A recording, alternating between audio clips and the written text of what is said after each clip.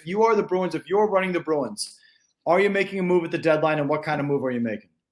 I'm trying to, and I'm trying hard. Adam Jones made a great comparison today, and he doesn't always do that, so I'll give him credit. He was saying that Don Sweeney has the choice of being Ben Cherington, which was very effective in one regard, hoarding prospects, developing these guys, having these guys that everyone wants, but he just never did anything with them, and they had to fire him and bring in the next guy to make those moves.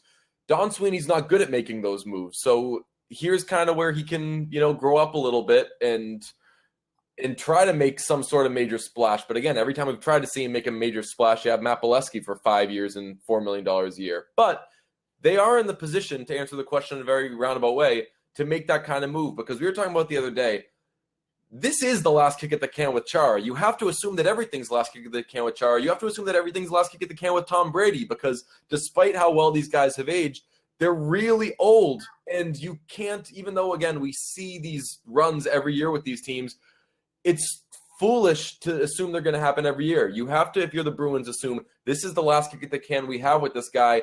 And you and I argue on how effective he is. It's when that guy's gone and you don't have that solid number one shutdown guy. He's not the most exciting number one guy, but he is that number one guy. Not everyone has him.